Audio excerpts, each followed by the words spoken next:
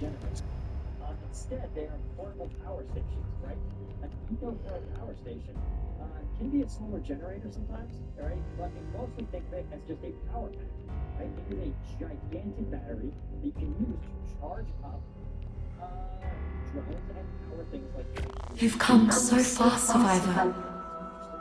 This place was once a vibrant ark, filled with wondrous creatures, before it was contaminated and compromised beyond repair.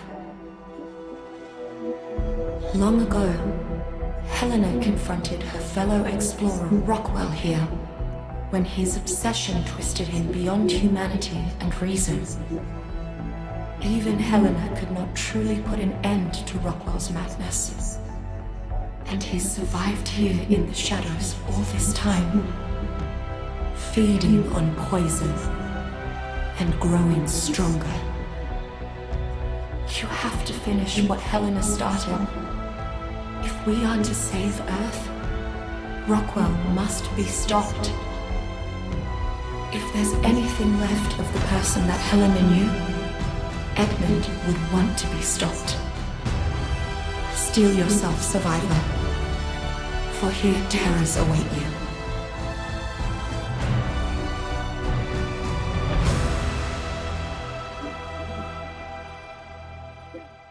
The need for constant recharge in the cold, but also one of the things, for example, that the Ukrainians actually asked for.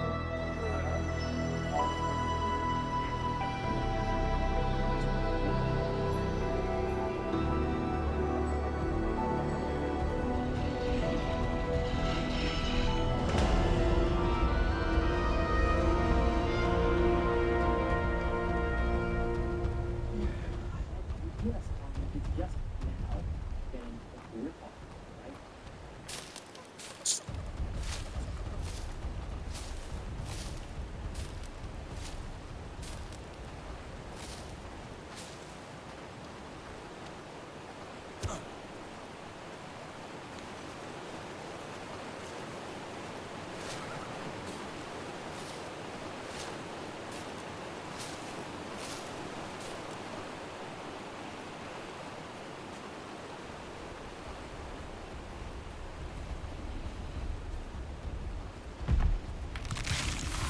Whoa!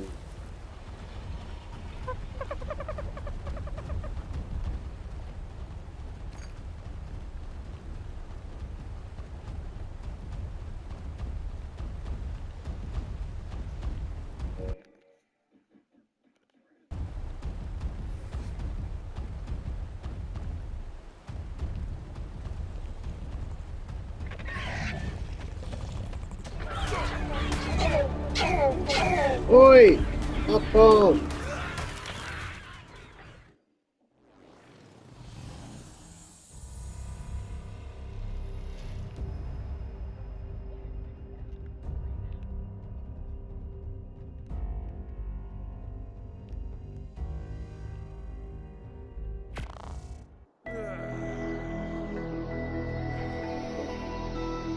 Same place.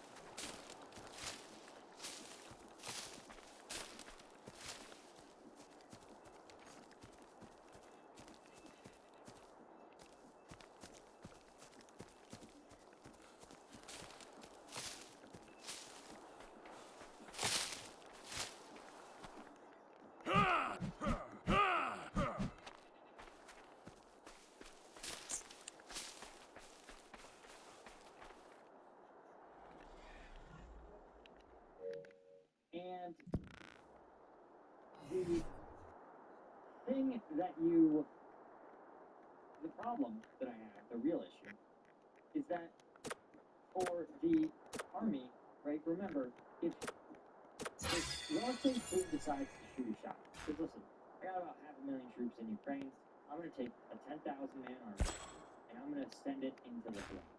Who's going to fight? Well, obviously the Lithuanians will, but 3rd Brigade, 10th Mountains, that's part of what a deterrence force does. They're not just there, they're not symbolic. They're meant to actually put rounds in grounds. And the issue is that 10th Mountain was gone in with virtually no ability to stop a Russian drone, no ability to shoot down No! that's immune to jamming. It's unclear if their strikers or other mechanized vehicles had any kind of armor to counter FPV drones, and more troubling, Oh, fuck it's off. unclear that they would have been tactically prepared to fight without strikers or other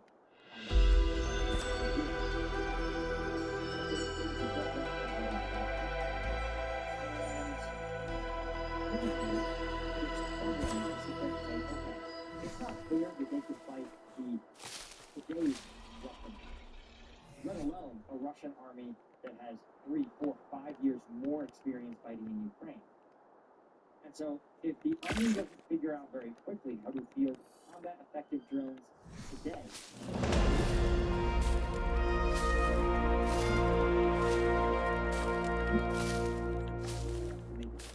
if you are defeated in the first 72 hours of the war, it doesn't matter what you thought the acquisitions process of the future looked like. It doesn't matter what you thought the war of the future looked like. You have to survive today's war. And that, I think, is the largest problem here, is that the U.S. Army kind of low-key outed itself as really not being positioned to survive today's war.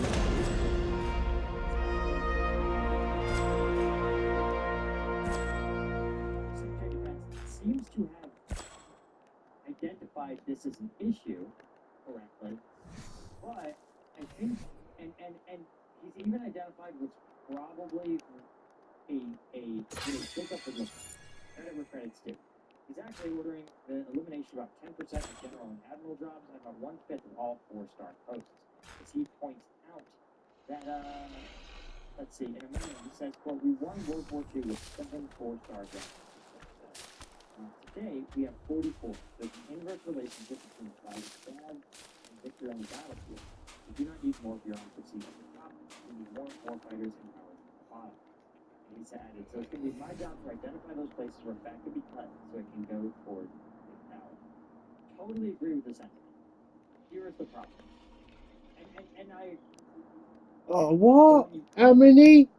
Let's say, that, okay, here's what should happen. What should happen is the Pentagon should look at failed programs and things that have blocked promise. So, for example, they should look at the Booker Light Company and they should say, listen, somewhere in this process, the needs of the guys pulling the triggers got completely washed out in the Pentagon bureaucracy, and it became an acquisition boondoggle. And by the time it got back to the force was like, what the fuck have you built this? It's not airdroppable, it's not mobile, it doesn't have any unmanned capabilities. Also, in the 10 years it took you to build this thing, tanks themselves became irrelevant on the battlefield.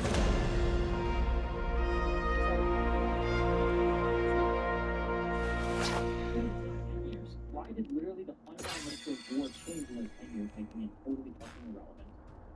And also, why? Oh, fuck off. Like, who stopped this? And the answer is probably some 4-star commands. Created these bureaucracies that do approval, that do requirements review, that do all this fucking bullshit, and they redlined out everything that actually made the thing matter in combat and replaced it with some other fucking, their own personal vision of what the warfighters needed, not the actual battlefield conditions. Those guys need to go, right? And their villains need to go. On the other hand, you need to find the people who are stopping the U.S. Army from getting 100,000 drones fielded to them, FPV drones that can kill Russians tonight. Who's blocking it? Who's bitching about it? Who's fantasizing about going back to the 1980 Cold War military? Sorry, that military would lose against today's Russian military. So we need to build one that can fight anyway in today's war. Like, let alone prepare for a future war. And whoever's blocking that, whoever's still stuck in the past, they need to go. And the outcome would probably be about 1/5 4-stars gained and about 10% generals, sure. But here's the problem. When you make the metric for success, once you use a metric for success, it actually stops being useful. Here's what you do. Let's say you did television, but say doing hard work, understanding why these programs have accumulated data, understanding where the bureaucracy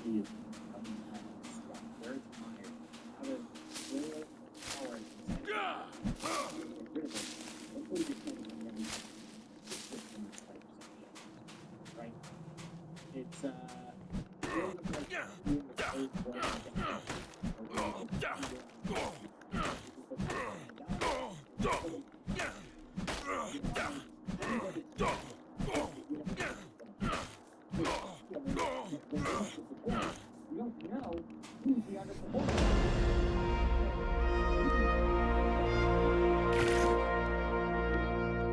Maybe the next person you kill is one of the best soldiers in your unit. So when you use these algorithms, when you use these simple metrics of cut for cutting's sake, there's no guarantees you're making things more efficient. You're making things the same efficient but smaller. And so the problem it can even be worse when you're talking about asking the Pentagon to fire their highest levels of general. Because look, let's say it was 1930, right? And at the highest levels of the Department of War, at the time that's what it's called, there were a lot of generals who were World War I veterans. They said, war is won by the infantry and artillery, smashing the enemy. We need the biggest, best artillery and the most massive infantry with the most powerful rifles. Right? That would be the majority of generals. 80% of generals agreed that that's it. And let's say there was a 20% of generals who were unorthodox, who said things like, I think the future of war is tanks. Those tanks that sort of supported infantry assaults in World War I think in World War II they're going to be essential. They're going to be the thing that smashes the enemy. They're going to be able to fire and maneuver in ways that infantry simply cannot. And I think air power is the other thing we need. We need to have these bombers that can break up enemy formations far beyond the front lines. And all the other 80% of generals would look at that person and say, you're a fool, you're an idiot. You believe that these shitty tanks, they're going to run out of gas, they're not going to have an infantryman stop.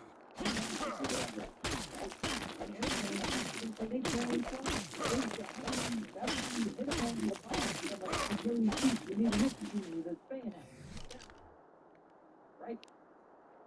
So, in that environment, we know who was right. It was the 20%. But let's say they told the Department of War, hey guys, talk amongst yourselves, 20% of you guys are going to fight. Who are you going to fight?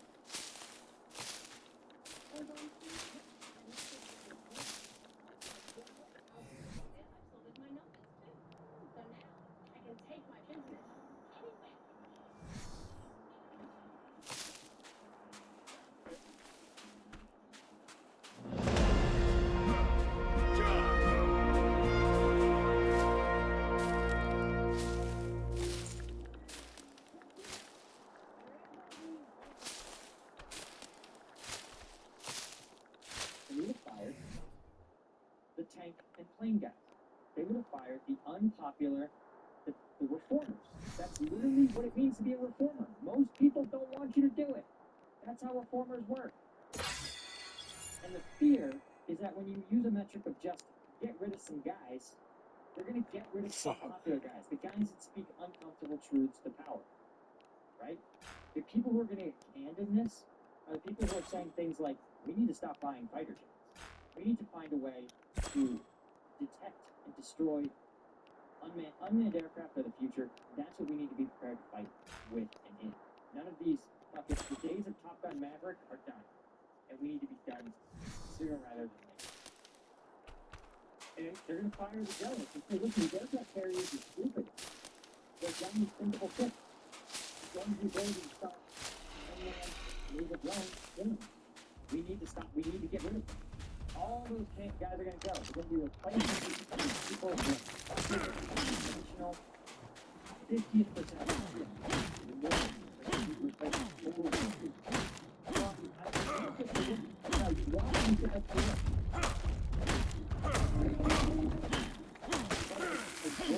that when you have the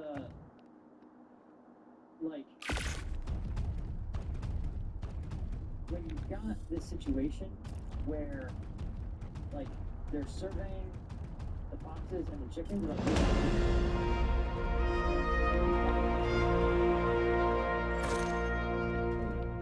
that doesn't mean that that's the right call. That doesn't mean that we've correctly identified the good guys and the bad guys, the reformers and the people stuck in the back. Anyway, that's all I had, guys. Thank you so much to folks like Mark Long, Chris Rossi, Stuart Abel, Daniel Brown, Sergey Zinchenko, Chris Holmes, Chris Schwartz, Daniel, and Ida Skycall, all of our other center members. I will see you on my reaction video dropping today, later today. Cheers.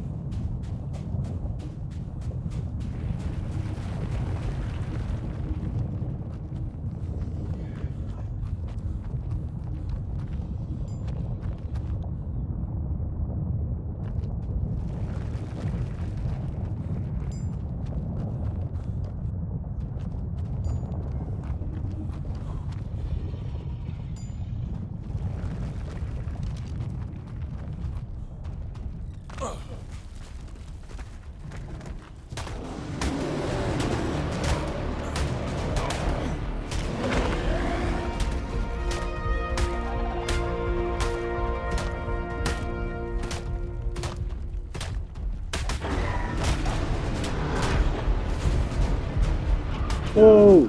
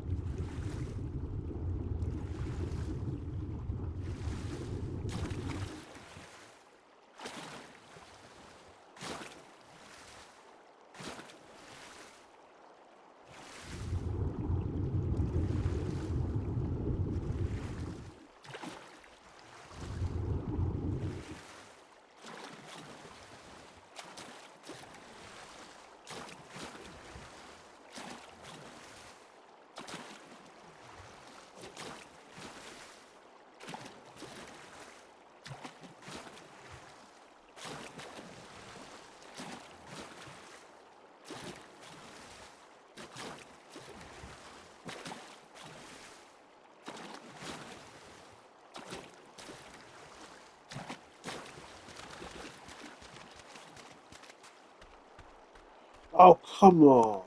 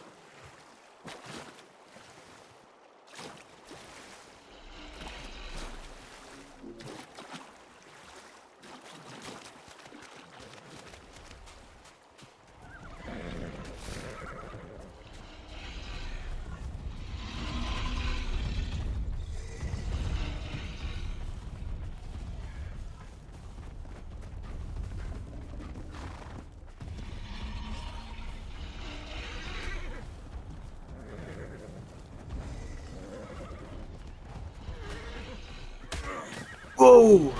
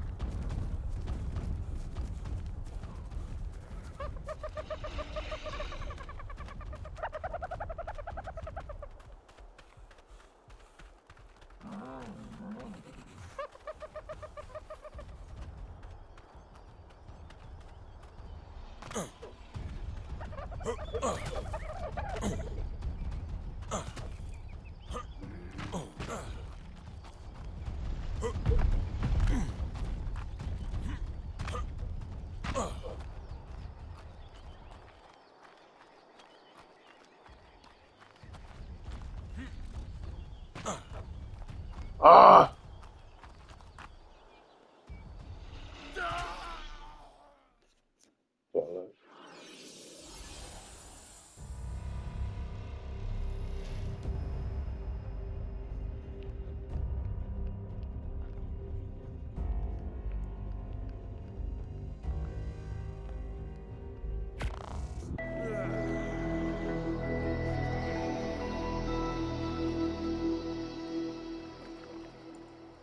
Inside Russia today.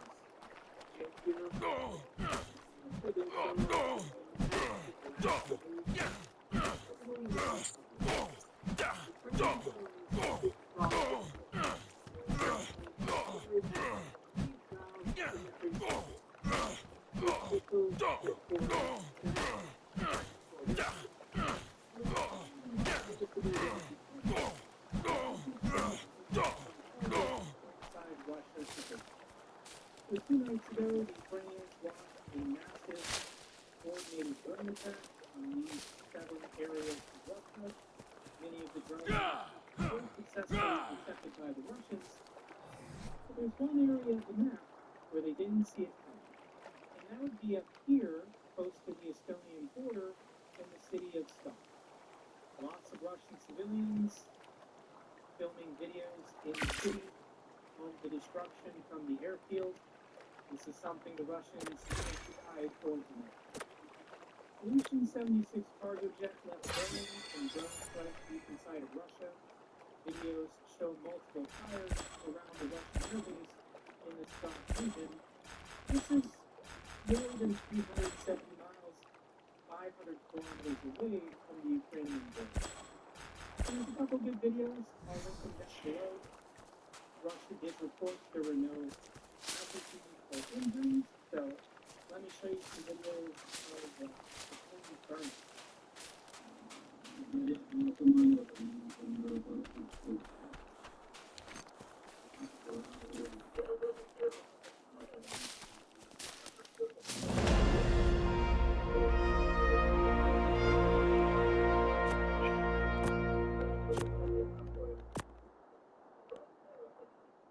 Bravo!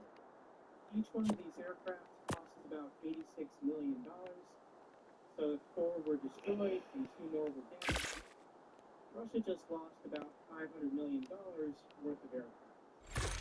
Here's probably the best video of a close-up of one of these Solution 76 heavy transport aircraft burning. Я ее успел вкратце высушивать.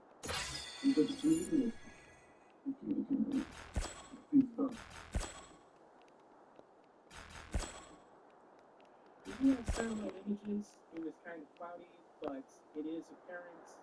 You can see damage to the fuselage of several of the planes.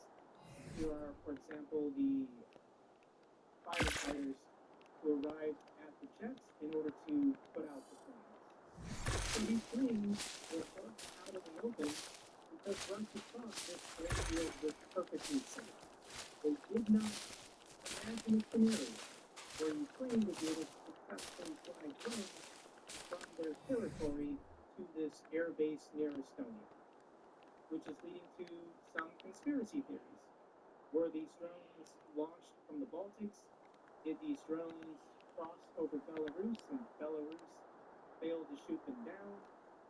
Or are there Russian partisans inside the country launching these drones from a closer distance? One person who is really upset is Soviet. Check out his attitude on his broadcast from yesterday.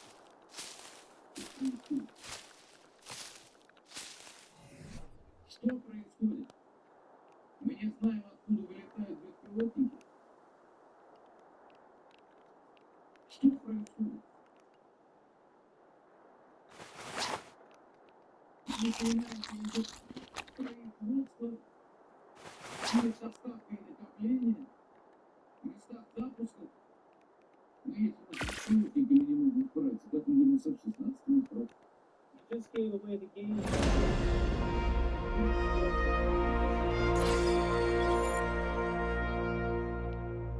I don't understand why he's wearing a tracksuit that says CCCP on it.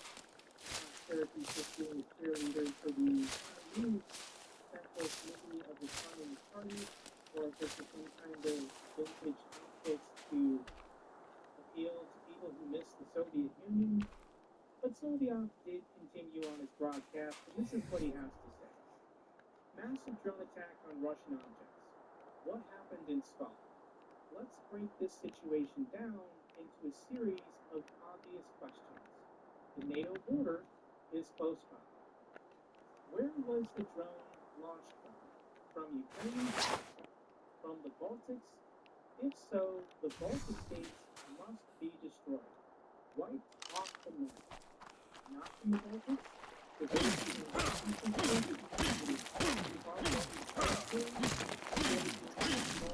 vengeance. If it came from there and then went back there, then it did it without being noticed, sneaking in everything it needed.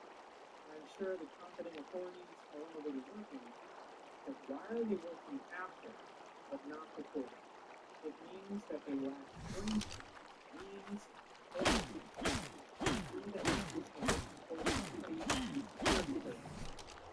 finally, we create SMARS was a Soviet counterintelligence agency, a military organization established to combat espionage, sabotage, and counterintelligence activities. If the attack was carried out from the territory of NATO countries, it is a declaration of war against Russia by NATO, which means the response must be immediate.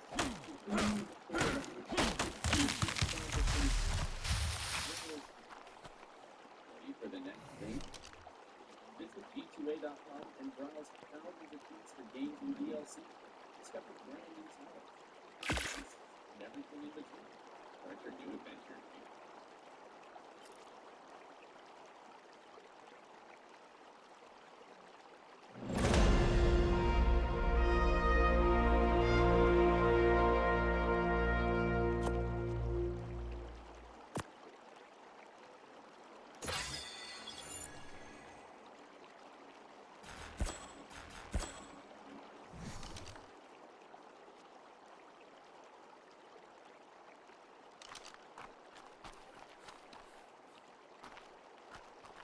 So the Russians don't know.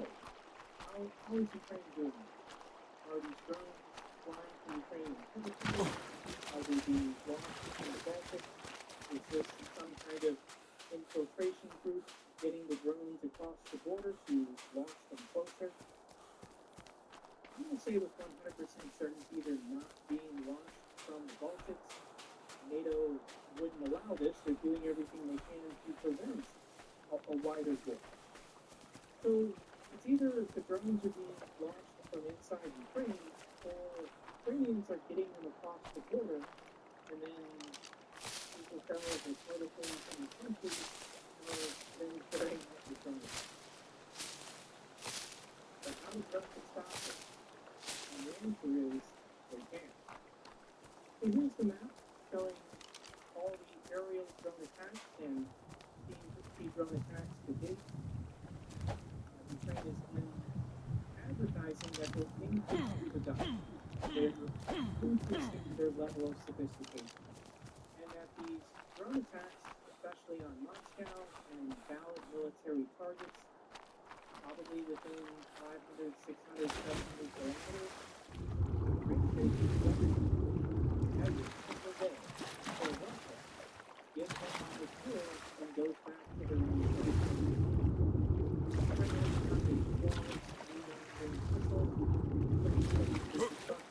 S-400 missile complex. This happened last week in Crimea. They're now revealing what did this. Ukraine is using land attack variants of the Neptune anti-ship missile. The modified Neptune anti-ship missile gives Ukraine its longest range and hardest hitting locally made weapon, which has big impact. So it's orange. And if Ukraine is domestically producing this missile itself, it used it on the territories of Russia. It might be holding back at the moment, just using it on the occupied territories, especially Crimea, but if Ukraine's making it themselves, they can use it on the territory of Russia. So this potentially might be a video of this new domestically made Russian Ukrainian missile. I can't really see anything, but you can do it.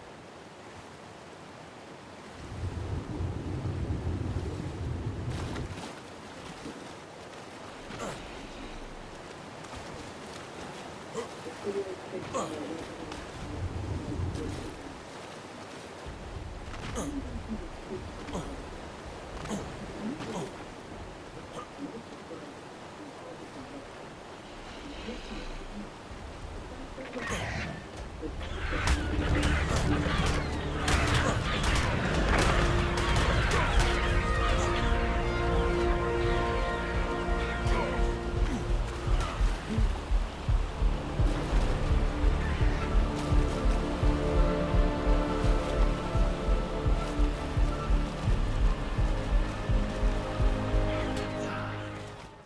No. All this stuff being blown up and set on fire isn't a big deal. They rush everything to protect their own people. Protect their own soldiers and military assets by having an early warning or air raid system. Incredible. But the Russians did pick something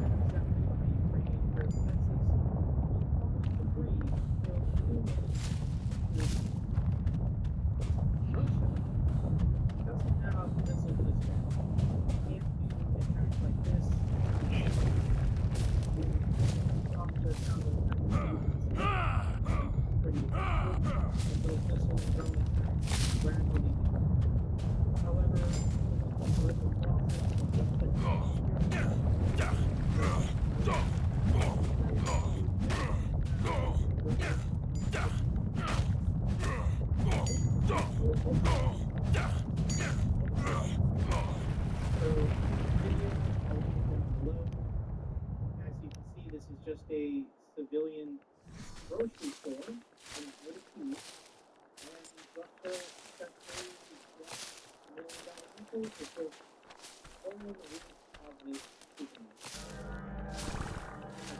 Video, just to go through the report.